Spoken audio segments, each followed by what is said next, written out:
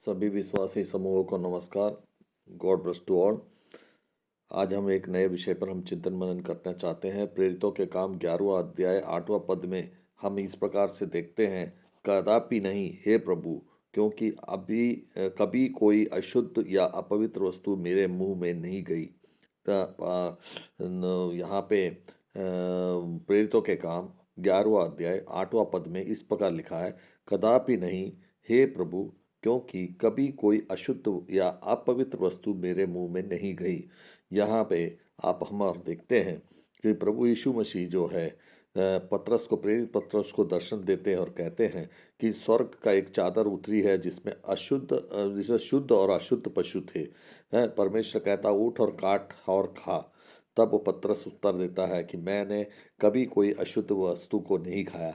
ये आप देखते हैं कि हमारे लेविया पुस्तक में जो है, इसको हम जो है दो तीन तरीके से हम इसकी अर्थ को समझेंगे। पहला, शारीरिक रूप से हम इसको समझने की कोशिश करते हैं। इसमें पतरस यहूदी है, व्यवस्था को मानने वाला व्यक्ति है, जो लेवी पुस्तक के जो है 11वें अध्याय में ये सब चीज़ें लिखी गई है, जिसमें ये लिखा हुआ है कि जो अशुद्ध या जो पशु जिसको माना गया है, उसको जो है खाने से, उस भोजन को खाना गलत है, यह माना गया है।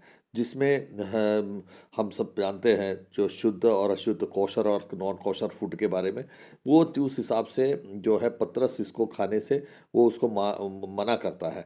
वहाँ पे पतरस का इनकार भोजन और शरीर से जुड़ी हुई धार्मिक परंपरा को दिखाता है। वह जो है यही समझता है कि भाई जो यीशु ने जो बोला वो जो है शारीरिक भोजन के बारे में उनको ये बताया गया, ये हो समझ बैठे। तो इसीलिए धार्मिक परंपरा को दिखा रहा है। तो ये मुख्य पत्र जो बाहर, चूंकि पतरस जो है बाहरी रूप से आज्ञाकारी और ईमानदार है, बहुत शरीर से जुड़ी पवित्रता और गंभीरता से वो लेता है। उदाहरण के तौर पे हम देखते हैं आज कई लोग जो है शराब पीना, गलत काम करना, इसलिए और सब प्रकार के गलत कामों को वो करते हैं, अशुद्ध कार्यों को करते हैं। लेकिन वह उसमें जो है उसको सही ठहराते हैं। तो ऐसे परमेश्वर जो है उसके दिल को जांचता है, इस बारे में उन्हें वहाँ महसूस नहीं हुआ है। गलत काम करते हैं, सब कुछ करते हैं। तो यही चीज़ आजकल हम लोग फिजिकल रूप से हम अपने संसार में, हम अपने आपको जो परमेश्वर को खुश करने के लिए फिजिकल रूप से हम जो बाह्य बातें हैं उनको हम लोग ज़्यादा महत्व देते हैं। लेकिन आत्मिक रूप से हम इसको अर्थ को समझने की कोशिश करेंगे तो केवल भोजन के बारे में नहीं था वहाँ जो बताया गया। परमेश्वर पतरस को ये सिखा रहा था कि जिसे परमेश्वर ने शुद्ध ठहराया है उसे तू शुद्ध ना, अशुद्ध नहीं कहना चाहिए। उसे तू जो जिसको परमेश्वर ने शुद्ध ठहराया है उसे तू अशुद्ध नहीं कहना चाहिए। अन्य जाति लोगों को परमेश्वर ने अशुद्ध नहीं कहा है। जिससे यहूदी लोग जो है अशुद्ध कहते हैं। यहूदी लोग अन्य जाति लोगों के साथ में उठना बैठना या उनके साथ संपर्क करना या उनके साथ खाना पीना वो पसंद नहीं करते हैं। तो लेकिन मसीह लोगों को ये चीज़ स्वीकारी नहीं है, या मसीह लोग इस चीज़ को पसंद नहीं करते। आत्मिक सच्चाई क्या होता है कि हम जो है उद्धार के कर्मों या जाति से नहीं बल्कि अनुग्रह और विश्वास से हम अपने आप को आगे बढ़ाते हैं। तो हमें ये चीज़ को हमको महसूस करना है कि हम अन्य जातियों के बीच में जो उद्धार पा चुके हैं, जो अनुग्रह पा चुके हैं, जो विश्वास में आ गए, वो कहीं अशुद्ध नहीं है, यह प्रभु यीशु मसीह का कहना है। हम अक्सर उदाहरण के तौर पे हम देखते हैं कलीसिया में अक्सर यह कहती है ऐसे लोग वैसे लोग ये वो है, वैसा है, ऐसा है। परमेश्वर कहता है जिससे मैंने छुड़ा लिया है, जिसे मैं छुटकारा दे दिया है, उसे तू टुकरा नहीं सकता है। इस विषय पर हमें जो है प्रेरितों के काम 10वें अध्याय 15वें पद में भी हमको ये देखने को मिलता है कि जो व्यक्ति जो है को हमने वहाँ पे हमको पतरस को एक दर्शन में एक बड़ी एक चादर दिखाई देती है जो पृथ्वी की तरफ आते हुए जानवर के, तो उनको उन्होंने अशुद्ध कहा। यह जो एक अपवित्र चीज़ नहीं है खाए के बारे में नहीं, बल्कि वो एक वो जो आत्मिक चीज़ों के बारे में उन्हें कहा गया है। तो इसलिए जो परमेश्वर के द्वारा जो भी मतलब जो शुद्ध कहा ठहराए उसको हमें जो है उसे अशुद्ध कहने का कोई भी हमें अधिकार नहीं है।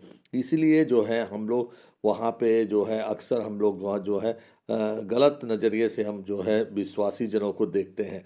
हाँ, अब हम यहाँ पे देखेंगे शैतानी रूप से हम देखते हैं कि शैतान में जो है हम लोगों को जो है कई प्रकार के घमंड करने के लिए या पुरानी सोच को विकसित करने के लिए या परंपराओं के अनुसार परमेश्वर की नई योजना का विरोध करना इत्यादि चीज़ें हमें जो है परमेश्वर जो है हमें की जो बातें हैं उसको शैतान हमें जो है उसको उसको सुसमाचार किसी को हम सुना रहे हैं तो उसको ना करने देने, ये तमाम प्रकार की बातें हमको जो है शैतान जो है हमें रोकता है और हमें करने नहीं देता है। तो ये इससे यह दिखता है कि हम प्रभु पे प्रेम रखते हैं, लेकिन हम उससे उससे उस लेकिन उससे उसके उनके जो विचार हैं उनके आवाज़ है उनको हम लोग रोकते भी हैं।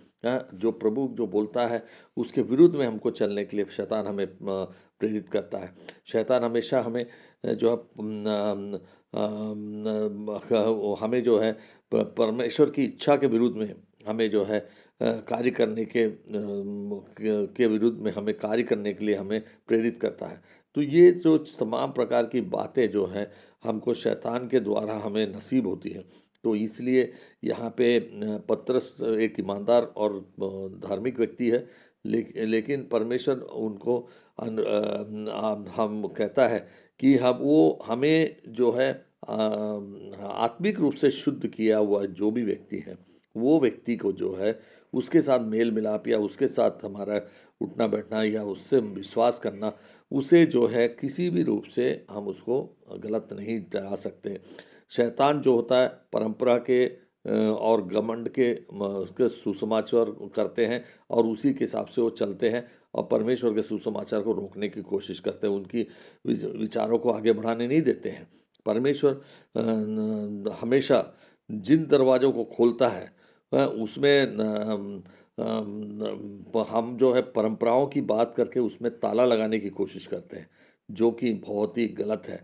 यही इस पूरे संपूर्ण विषय से हमको जो है मतलब जो है इस पद से हमको ये महसूस होता है कि हम जो है हमेशा जो है हम लोगों में जो परमेश्वर की जो इच्छा है उसके विरुद्ध में हम लोग अपने से होकर एक निर्णय करते हैं जो हम लोगों को उचित नहीं है। इसीलिए प्रकाशित वाक्य में हमें ये कहा गया है कि ये कहा गया है कि तू जो है कोई अपने हो से होकर किसी प्रकार का कोई भी मतलब अपने से होकर कार्य नहीं करे।